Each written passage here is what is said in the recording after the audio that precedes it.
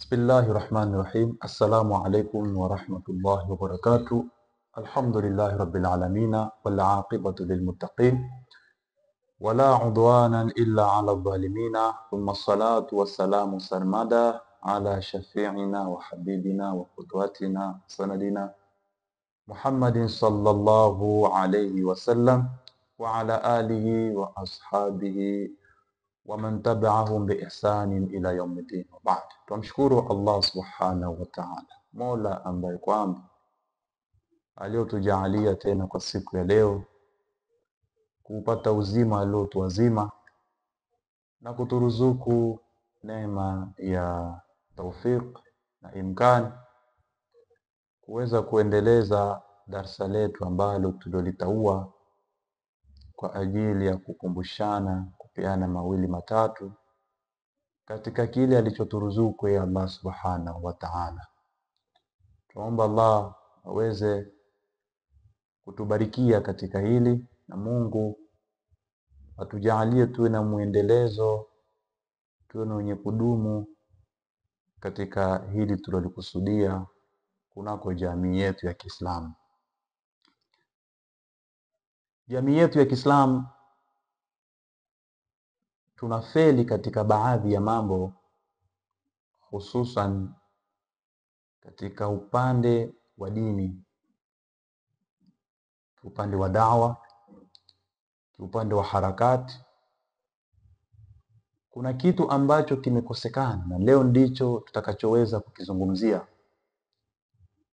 Tumekosa kitu kinachoitwa ikhlas katika matendo yetu. Ikhlas ni nini? Ikhlas huwa at-ta'arri amma duna Allah ta'ala, ni kujiengua, aidha ni kujivua, kufanya kitu, kukisafisha, kujiweka mbali na kufanya kwa ajili asiyekuwa Mwenyezi Mungu subhanahu wa ta'ala. Ay tasfiyati al-amali an mulahadhati al-makhluqin. Bas ni kufanya kitu, ikhlas ni kufanya kitu, kusafisha kitu unachokuwa umekifanya, harakati unaokuwa umeikusudia, jambo lolote lile unalokuwa umelikusudia uweze kulisafisha, na kihakika tena litakapokuwa limesafika, bila shaka hilo litakuwa limefanywa kwa ajili ya Mwenyezi Mungu subhanahu wa ta'ala, kwa sababu matendo ni nia. Alipotuambia Mtume katika hadithi alipokea al-Imam Muslim kutoka kwa Amirul Mu'minina Sayyiduna Umar ibn Khattab, anasema sami'tu Rasulullah sallallahu alayhi wasallam, nimemsikia Mtume akisema kwamba, ni hadithi maarufu, innamal a'malu binniyat wa innama likulli imri'in ma nawa man kana hijratuhu, mpaka mwisho hadithi. Mtume anasema hakika si lingine, matendo, amal ni kwa nia tu peke yake, na hakika pia si lingine, mtu hulipwa sawa na kile alichonuia. Na ikhlas ni kitu kinachoambatana na nia yako. Wafanya kitu, je, nia yako wafanya kwa ajili ya nani? Ikiwa kwa ajili ya Allah, basi bila shaka kitu hicho kitakuwa ni kisafi, na ikiwa ni kwa ajili ya watu, kitu hicho hakiwezi kuwa kisafi, na badala yake tunakosa kitu kinachoitwa baraka. Na tukikosa baraka katika mambo yetu, hatuwezi kuendeleza lolote lile. Tukija upande wa vitengo vya imani, vitengo vya da'wa, watu tuanzisha mathalan harakati ya kulingania umma. Waweza kujiuliza, nimekusudia mimi kufanya darsa, mfano nimekusudia mimi kuelimisha watu, lakini mara moja, mara mbili, mara tatu umeshindwa kabisa, huendelee. Jichunguze. Yawezekana ulikuwa hukufanya kwa ajili ya Mungu, ulikuwa ukifanya kwa ajili ya watu wa kuona.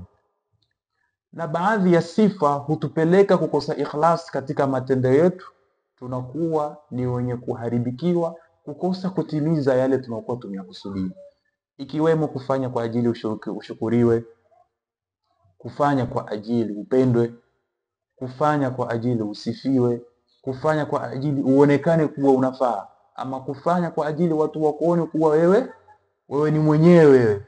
Hata harakati pia, harakati ya kidini ukikusudia fanya kwa ajili ya Mungu Subhanahu wa Ta'ala. Mwenyezi Mungu hana haja ya kujua wewe unafaa wewe hufai. Mungu hatazami wewe unacho huyu hana, wala Mungu haangalii wewe ni mzuri wafaa kuwa mbele za watu kwa sababu ya uzuri wako, wala Mungu haangalii wewe una mwili wenye kuelekeana kuwa katika kitu fulani. Mungu huangalia nyoyo zetu, sababu katika hadithi kutoka kwa Abi Hurairah alipokea pia Imam Muslim, Mtume anasema inna Allaha la yanzuru ila ajsamikum wala suwarikum, Mungu hatazami vilili vyenu, wala Mungu hatazami sura zenu. Mungu hana haja ya sura zetu. Mungu hana haja ya nini? Hana haja ya miili yetu. Walakin yanzuru ila qulubikum, lakini Mwenyezi Mungu huangalia nyoyo zetu. Katika riwaya nyingine walakin yanzuru ila a'malikum, Mwenyezi Mungu huangalia matendo yenu. Hilo pekee yake ndio Mwenyezi Mungu Subhanahu wa Ta'ala analitazama. Na kilima cha ikhlas Mwenyezi Mungu amekitamka sana ndani ya Qur'an, na akituhimiza tuyafanye mambo kwa ajili yake, ili kusudi ikiwa kama kweli sisi tupo katika wale ambao tunataka baada ya kuyafanya mazuri ili tuweze kulipwa, basi tujitahidi tutakase matendo yetu, tujitahidi tumtangulize Mungu Subhanahu wa Ta'ala.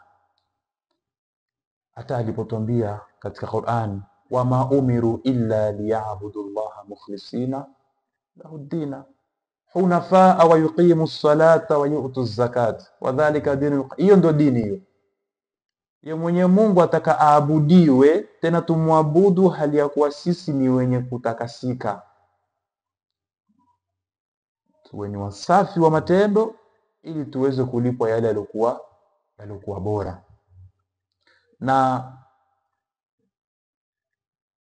katika upande wa masala ya kuweza kufikia katika kukamilisha jambo, ikhlasi pia inachangia, kwa sababu anatuambia Abu Uthman rahimahullah, ikhlas, anasema al-ikhlas, kutakasika, nisyan ru'yatil khalqi bidawami an-nadhari ila al-khaliq faqat. Ikhlas ni kusahau kuonekana na viumbe, ni kusahau kuonekana na kiumbe chochote kile. Yani jitoe fahamu ya kufanya kitu, kufanya kama vile wewe humwangalie mtu mpaka akuone. Ikhlas ni pamoja, ni bidawami nadhar ila al-khaliq faqat, ni kusahau kutokuonekana na kiumbe kwa kudumu kutazama kwa yule aliyeumba tu peke yake. Na matendo yana picha mbili, na siri ya kuwa huyu mtu ana nia nzuri ama ana nia mbaya, Mungu ndo anaijua peke yake, kwa sababu ni kitu kimeambatana na roho na moyo.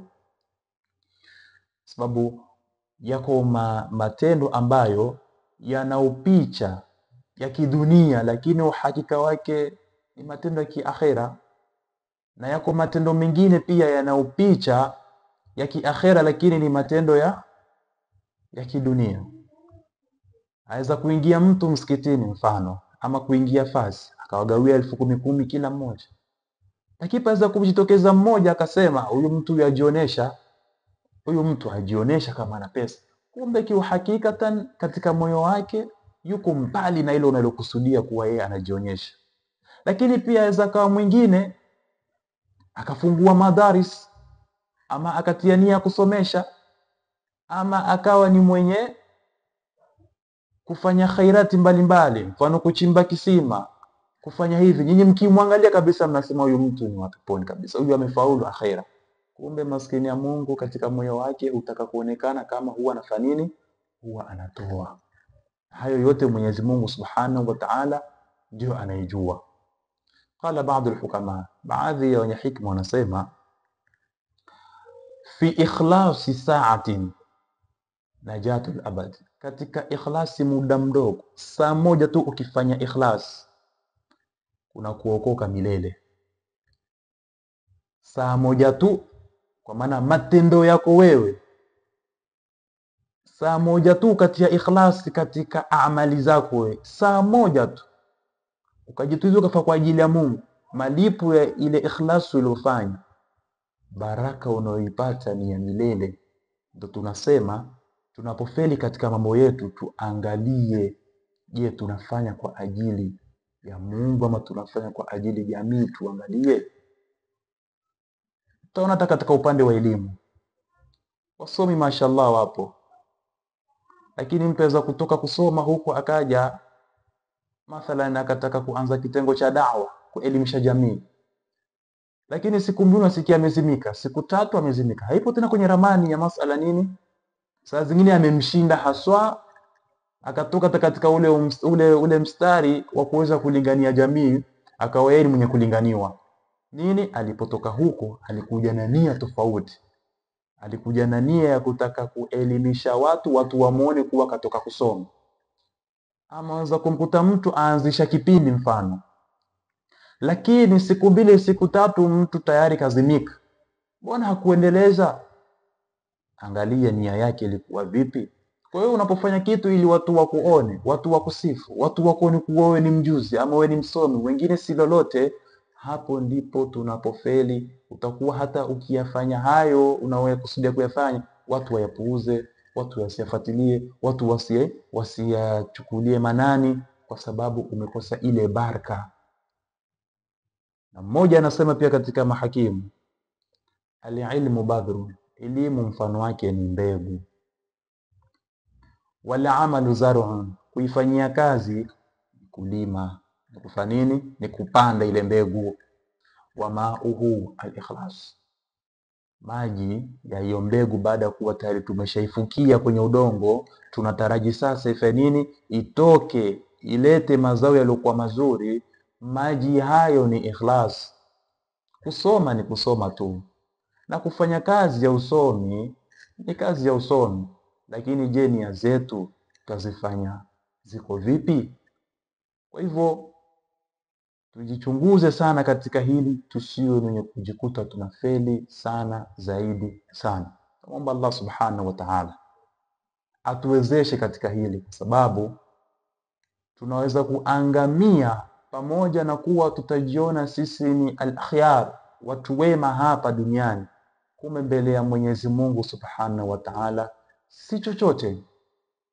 Na katika siri nyingine ya ikhlas ni mtu kuweza, hata kama una mazuri, usipende mazuri yako yaonekane katika jamii, yatajionesha tu yenyewe tu.